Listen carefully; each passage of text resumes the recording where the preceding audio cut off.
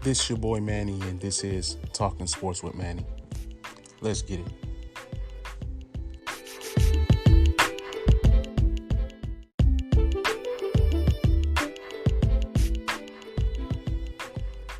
So, guys, I got a special episode for you guys today. I have a special guest. This guy right here was a top 100 player coming out of high school. He's a 4-star recruit, chose Oklahoma. So he's going to talk about his experiences in high school as well as his first season with Oklahoma. When this guy was in high school, man, he averaged 16 points, 11 rebounds, 6 blocks. Awesome guy from Abuja, Nigeria. Just brings a lot of energy to the game, and I really like the way that he plays. So, guys, hope you guys enjoy this interview.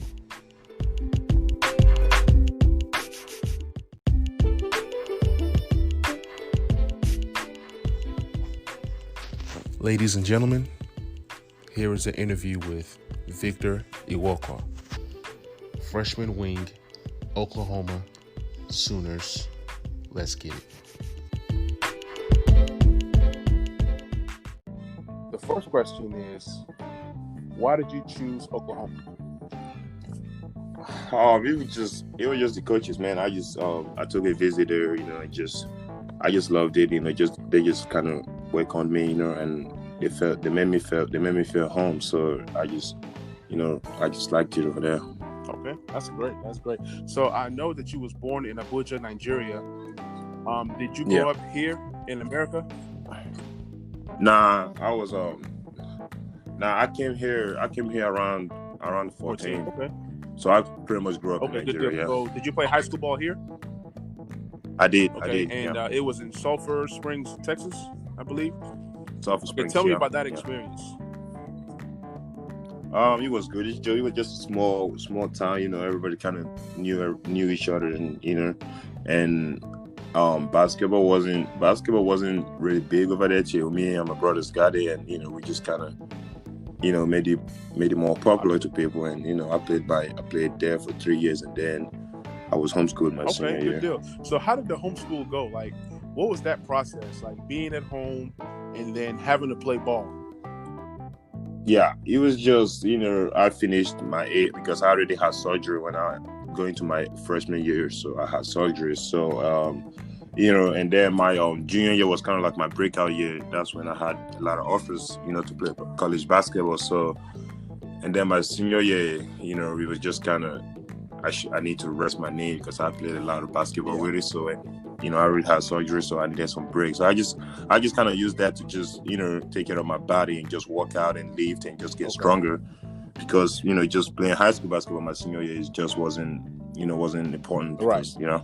Now, bro, I've seen some highlights on you, and they have you like they have you listed at 6'7", and you're about what 240? But no, I'm about 220. Okay, so would you classify yourself as a small forward or a power forward? It's just right now for my team, I'm a power forward. Hopefully, just kind of building that and just getting my game better. Hopefully, by the time maybe I graduate from college, I can be able to develop my game to a small forward. Because if I want to play the next level, I would have to be a small forward, or, right? Power forward, right. Either one. And like the NBA is changing. You see a lot of small forwards playing the 4. It's like the game has changed from now like wing defenders or 3-and-D. If you can defend and if you can shoot that shot, you have a place in the league. So that's where the game is going. Right. But I saw the size of your arms, man. Like you can probably scratch your legs without even bending. Oh yeah. I just I'm just kind of long, and just athletic. I'm athletic, so it's kind of easier for me to guard like guards and big. So it's, you don't, like, for me it don't matter. So I just gotta develop that shot where I can just get it and knock it down. That's right. Really big. That's awesome. So besides Oklahoma, who was like your top 4 teams that you had an option to go and visit? You say top what? In college. Yeah. 14? Yeah, top 4. Or 4? Or top 4. Okay, I made my top 10 and then I cut it down to top 5. So it was It was Oklahoma, Okay. Baylor, Texas Tech, LSU, Okay. and Oregon. I saw rumors that it came close to Baylor and Oklahoma. Yeah, it really came close to. It was Baylor. It was either Baylor or Texas Tech or Oklahoma. So I took a visit on those three schools, and like I said, I just felt welcomed by Oklahoma, and that's why my heart wanted me to go. So I just and my family here is big OU fan, so it's only right if I just awesome. And the one thing that I do know is that Oklahoma is a big school. Like a lot of these schools that was trying to get you are all big schools, but Oklahoma, man, Trae Young, you got Blake Griffin, and the rest of them. So, you can be that next great coming out of Oklahoma. Right. Now, let me ask you this. Yes, sir. What do you think is your strength? Like, what do you do best? What is my strength is, I'm just an energy guy, man. Like once I get on the court, I just don't care who you are. I'm just gonna give you all my heart. I don't trying to play soft. I'm always give you my hardest, and just defensively, I'm gonna do whatever block shot. If it's guarding guards, it don't matter to me. I'm just aggressive, So Now speaking of block shots, man, I saw something crazy. I don't know if this was a typo, but when I looked up your high school stats, it said 6 blocks a game. Yeah, man. High school, I used they play because high school is just like you like 6'7" in high school. Obviously you're gonna be the big because they don't have a lot of bigs. So like, I would just that's why I kind of regretted why, because if I would have like played more outside in high school, it would have kind of helped my game a lot better, just being an outside player. But coaches just wanted to play big, and so I just stay independent. God bless me with a jumping ability, so I just use that to my advantage. And you see guys like Zion, right? In high school, although he was big, the way that his coach used him was, more of like a ball handler, pushing the break. Yeah. So there's some guys that, based on system, are used all around. You know what I'm saying? So right. I mean, look at Kevin Garnett. Not Kevin Garnett. KD. When KD was in college, he was used as a big. Yeah, he was playing like a guard. So now it's just amazing where the game's going and how people are being used and schemes and things of that nature. Yeah, man. Just now like you said, the NBA is just a whole different game style now. Where they want big shooting now. They don't even want big setting defend no more. It's crazy, They just want you to open that court and everybody spread out and be able to knock the shot. So like, now it's like bigs are dribbling, going crazy, but when like high school, they're not gonna let you do that. And my high school team was like, we had a lot of guards, so like, I wasn't the best ball handler on the team, so it's only right. So just continue to just work on your game, and in your private time, work on things that you want to get better at. Now let me ask you this. Now, coming off the bench your first year in Oklahoma, a lot of success, energy guy, blocking shots, dunking the ball, bringing that energy, moving on into the second season. What do you expect? Man, I just, I had a good talk with my coaches too. Also, they they talked to me about it. Just next year, we have a senior that graduated, and I will have a chance to replace that guy, and they will, just want more energy from me, and just, be focused like I'm always doing energy every time off on the court, and just, just hopefully a big year. I'm just hoping for a big year, just keep building. Year 2 and year 3 are the most important years for a college player, because some guys want to play 1 year and one and done and get out. Yeah, man. I believe in developing your game, coming out when you're ready. It's not what the agents are talking about. It's not what fans are talking about. It's when you're confident in your game, and you're ready. You've developed and learned a lot of different skills.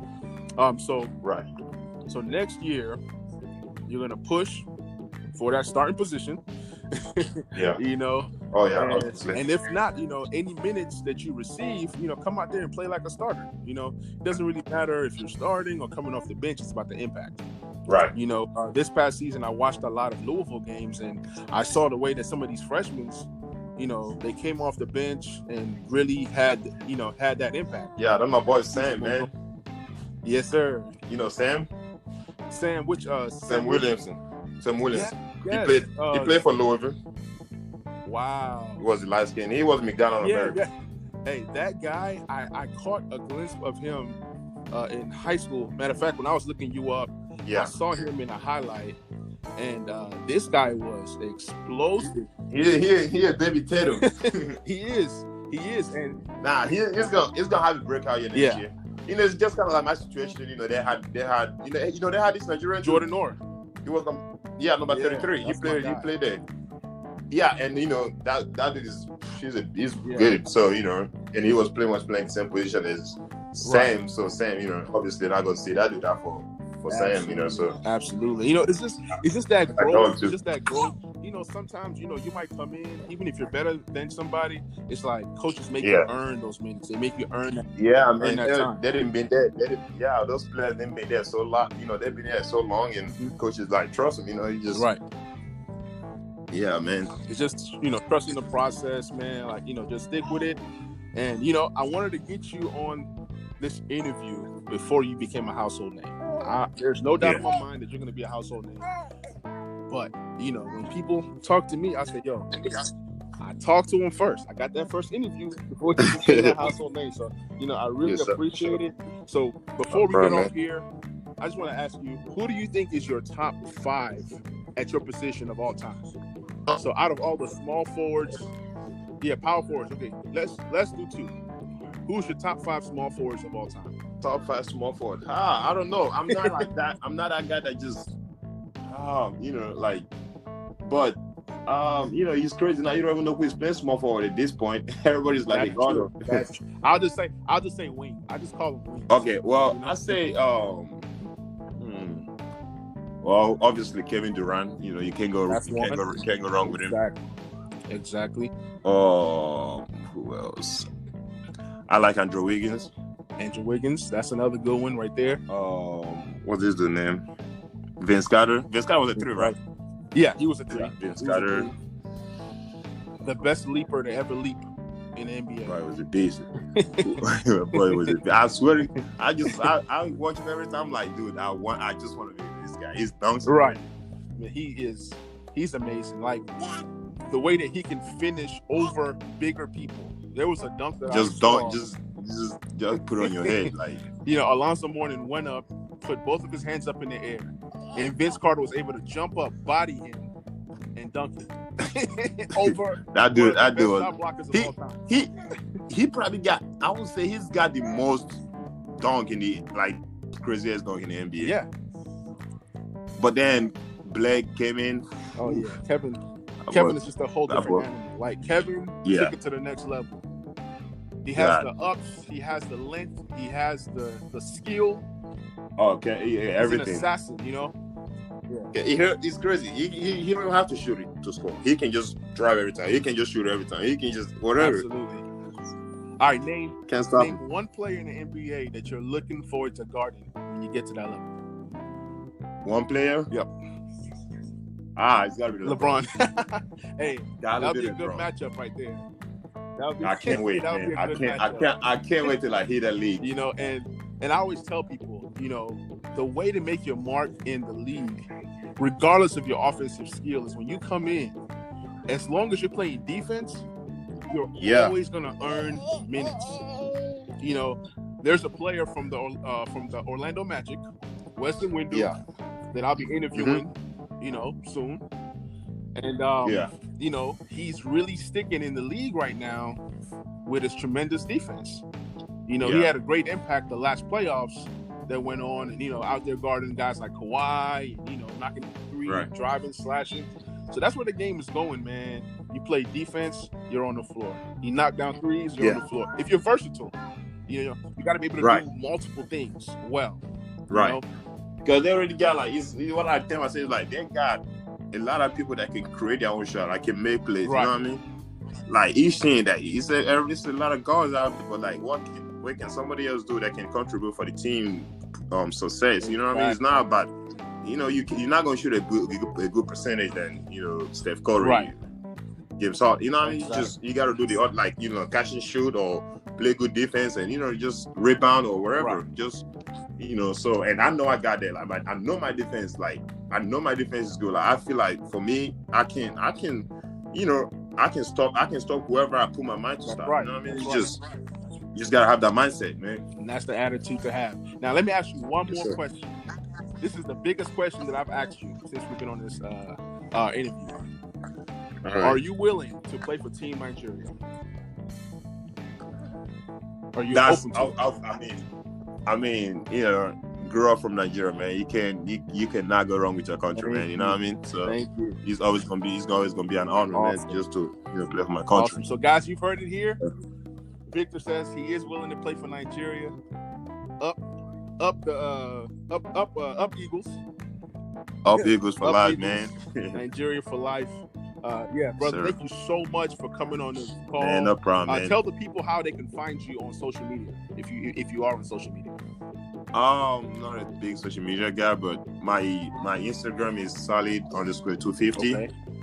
And then my Twitter is solid_2500. Awesome.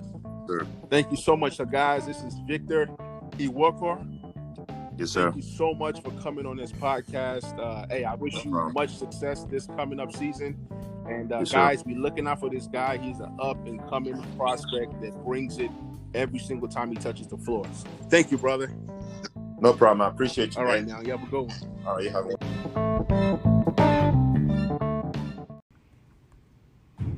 Ever wanted to make a podcast but never really knew how? Well, Anchor is the easiest way to make a podcast. There's a creation tool that allows you to record right from your phone or computer, and as well as editing as well. Anchor will distribute your podcast to places such as Spotify, Apple Podcasts, and many more. You can also monetize from your podcast. You can download the Anchor app for free at the App Store, or you can go to anchor.fm to get started.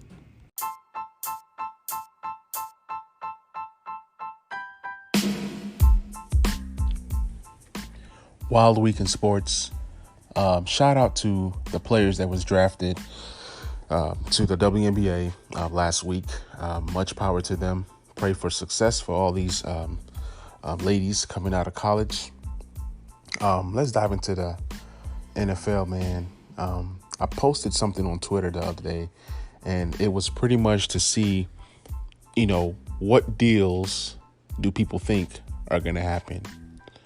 And people came up with some pretty good scenarios. We know that the Washington Redskins are trying to trade Trent Williams, but there's that back and forth between finding the right compensation versus is Trent going to be happy and is he going to get an extension? Because that's what he wants. Trent wants money.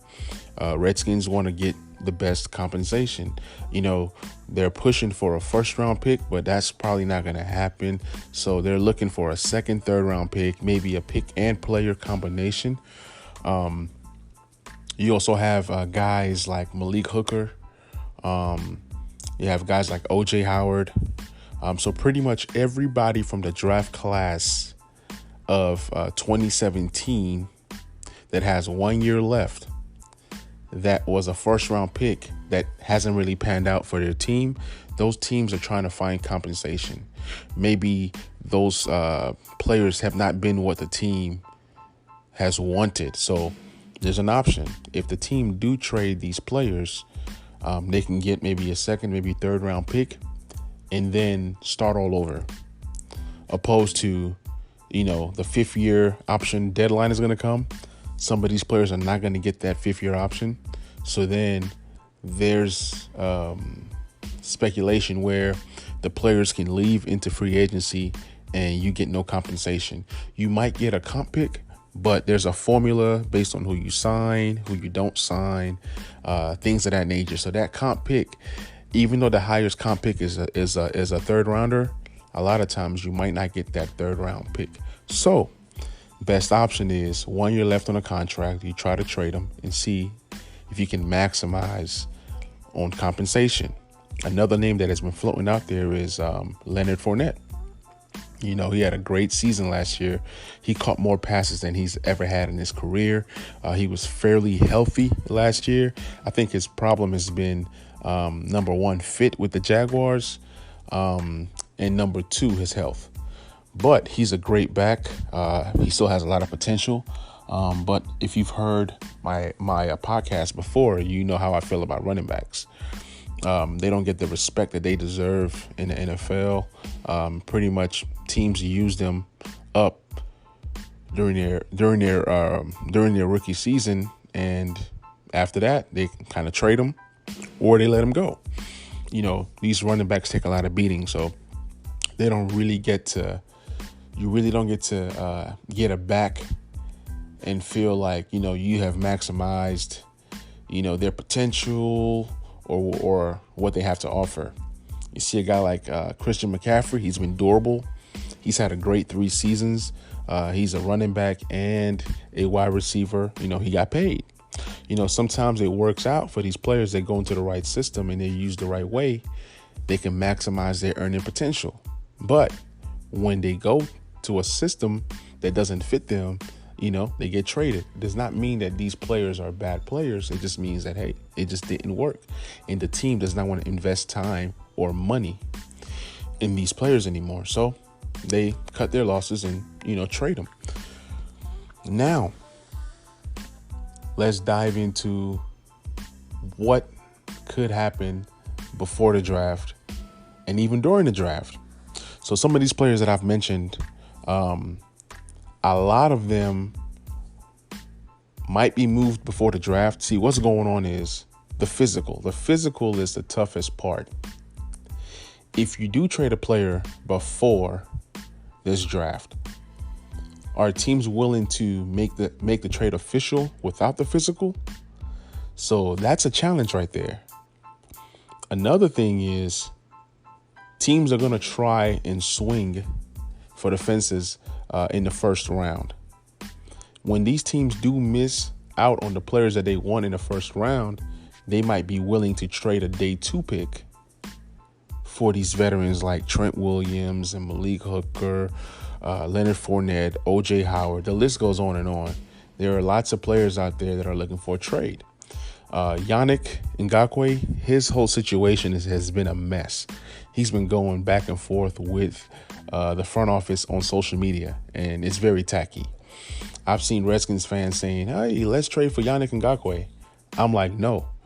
When you trade for Yannick Ngakoue, what that means is you're going to grab talent, but then you're also going to grab the baggage, the attitude, the wanting more money. What makes you think that he's not going to do the same thing he's been doing to the Jacksonville Jaguars, for the Redskins, or for any other team that do trade for him? So that's been the holdup. Compensation, and is this a guy that fits our scheme, our system, and our locker room? Okay. You also look at,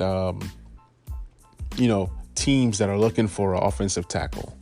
You got the Browns. Now, the Browns have been linked with Trent Williams. There's multiple ways they can go. They can trade a pick and a player like David Njoku to the Redskins for Trent Williams, since they already signed Austin Hooper, and I'm pretty sure they have other decent tight ends.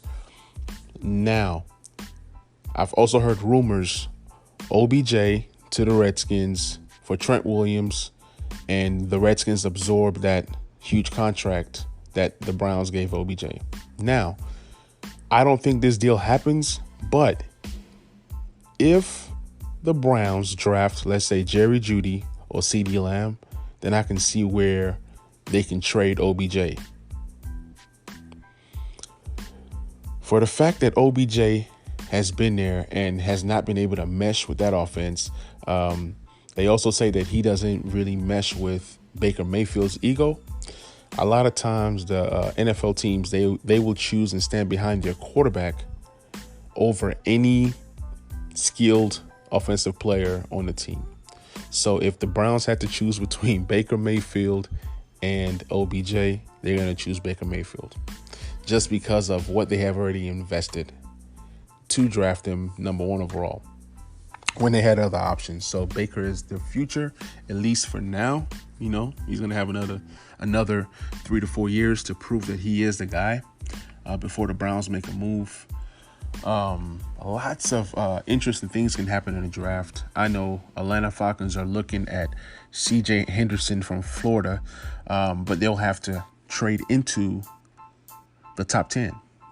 So what happens if Atlanta trades a first-round pick and a second-round pick to move up to number 10 to possibly draft CJ Henderson, and the Browns move down to 16 where they can still draft a tackle, but if a tackle that they want is not there, they can still draft a receiver. They can hit other positions of need. Maybe they take that second-round pick that they grab from Atlanta and trade that to Washington for a left tackle. Now, there's also speculation that the Jets are also looking at Trent Williams. They could offer 2/3. They can offer 1/3. They can offer. I don't see them offering a second-round pick. Like I said, things will become clear after the first round. When you miss out on the players that you want, and then you look at the players that are left. Is this veteran or player that's young with upside? Is this player better than the players that are left available? Now, this draft is filled with wide receivers. You're going to see teams draft wide receivers that probably weren't looking for wide receivers. Now, let's get back to the Tampa Bay Buccaneers. So, you have Tom Brady, okay? You have Mike Evans. You have Chris Godwin. You have Rob Gronkowski, O.J. Howard, Cameron Brate, Ronald Jones II.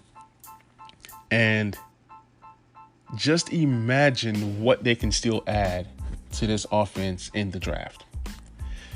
I still believe that the Tampa Bay Buccaneers need a third receiver, somebody in a slot, even though that their receivers are interchangeable, really. So I can see the Tampa Bay Buccaneers drafting a guy like KJ Hamler, or drafting a guy. I've even seen somebody say Michael Pittman. That's another talented receiver. Just imagine the receivers that are going to be available in the 3rd, 4th, 5th round. So you can still find talent. You can still find guys that fit your system. So let's say that the Tampa Bay Buccaneers do keep their 3 tight ends. They can run a lot of exotic plays to where you have 3 tight ends in there with their 2 super receivers, Brady. You got your running back. There's just so many things that the Tampa Bay Buccaneers can do. As of right now, with this trade, they are the favorites for the Super Bowl. I mean, Gronkowski, if he can give them half of what he gave them in New England, this team is going to be very dangerous. People say, "Oh, Tom Brady's old." I get it. His age is up there, but if they solidify the offensive line, they can really go far. They can really be scary on offense. And I also see the Buccaneers adding a running back to what they already have. Whether it's early in the draft, middle of the draft, or late in the draft, I do see them adding a wide receiver and a running back to what they already have. So that can make them even more dangerous. And now, I've heard rumors about the Redskins trading Trent Williams to the Tampa Bay Buccaneers. Here's the problem with that. If you trade Trent to the Buccaneers, can the Buccaneers absorb that salary? Okay. Trent already has a nice, hefty salary right now. Okay. And I've heard, why not trade Trent for O.J. Howard straight up? Like I said again, the salaries, they already have tackles that they're already paying. So in order for this trade to go down between the Redskins and the Tampa Bay Buccaneers involving Trent Williams, Tampa Bay will have to give up one of their tackles back to Washington. Maybe, let's say a tackle from Tampa Bay, as well as O.J. Howard, and maybe a 3rd round pick to the Redskins for Trent Williams.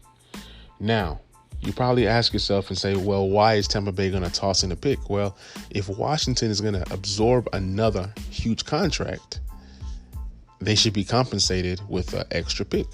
to make it work. But it's lots of speculations, man. I'm just talking. Lots can happen. Lots of teams want to trade down. I know the Vikings want to trade down. The San Francisco 49ers are looking to trade down. They have a mid-round, mid pick in the first round, and as well as a late pick in the first round. And they're willing to will and deal. Also, Matt Breida, he's on the trade block. They have a lot of holes, and they are strapped for cash.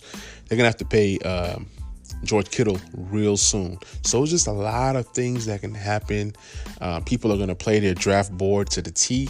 I'm excited. One more day to the draft. I hope my Redskins draft Chase Young. Chase Young or nothing. Hope you guys enjoyed this pod. Thanks for supporting me once again. If you guys could follow me on Facebook, Talking Sports with Manny. You can follow me on Twitter and IG. My handle is TS with Manny. Let's get it.